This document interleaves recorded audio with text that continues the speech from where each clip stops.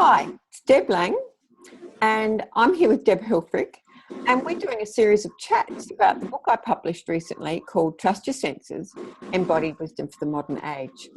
So Deb in Seattle, and I'm Deb in Melbourne.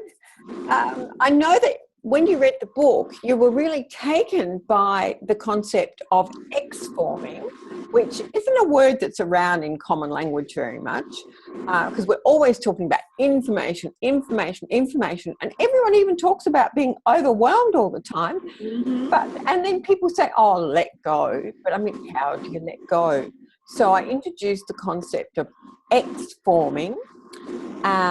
So what did you take of that? What did you do with it? Yeah, let's just hear from you about. Well, there's something about the word itself, because it is so uncommon, that it really takes on its own life. It sort of helps you do what the word wants you to do.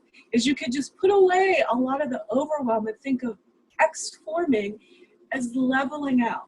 You know, a lot of times when we try and learn something new, we're always thinking about adding on to everything. But to just really see something as a fresh state of really like helping myself let go of things, and using a bit of meditation as well, just deep breathing and various things that when you're very agitated and adding in a lot of things, I now have this word that reminds me that getting rid is actually the first part of adding in something new. Because you're never going to learn the new if you haven't really made space and time to dedicate to letting the new come in. And so that process of clearing the mind and deep breathing and allowing for what's going to be new has to come at pushing aside some of the old stuff that really was bogging you down. It's the word itself now has become such a shortcut for me as far as getting rid of, right sizing, and just letting go of what was keeping me stuck so that I can move forward into what's new. Okay, awesome. So you've used X-formation just as the word and to remind you to breathe and meditate and clear before you start something new.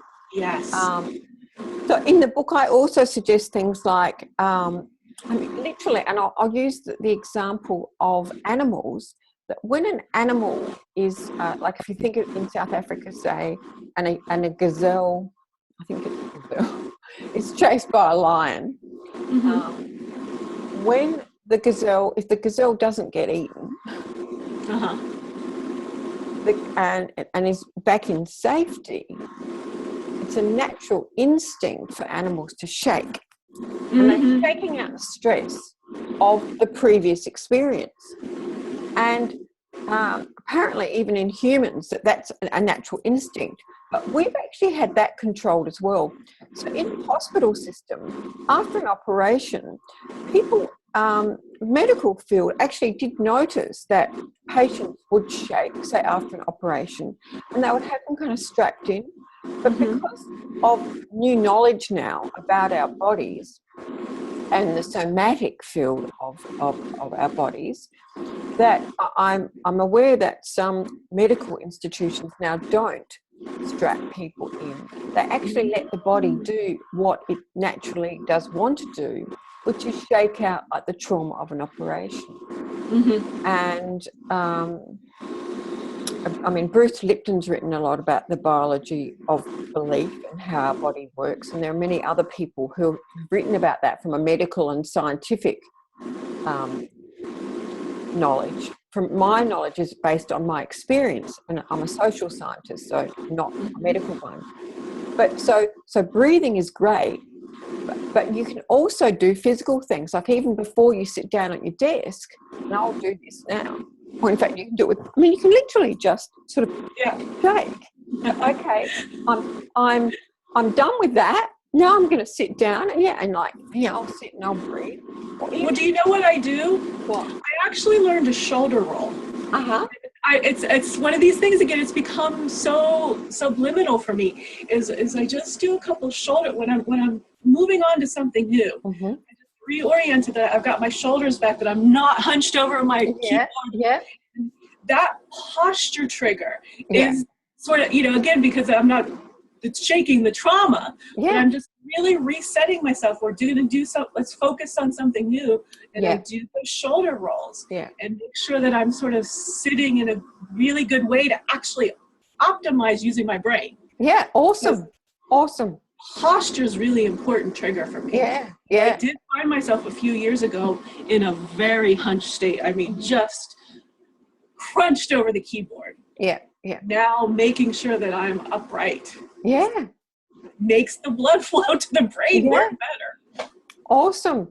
No, that's really great. And that's what I invite people in my book to do, is find what works for them.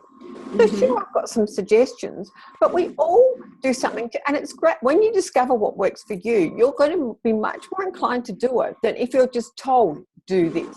And exactly. Covered this, like the in the other chat that we had was about connecting with music and Tibetan bowls, and how that brings you back to a more centered space, and your shoulder rolls.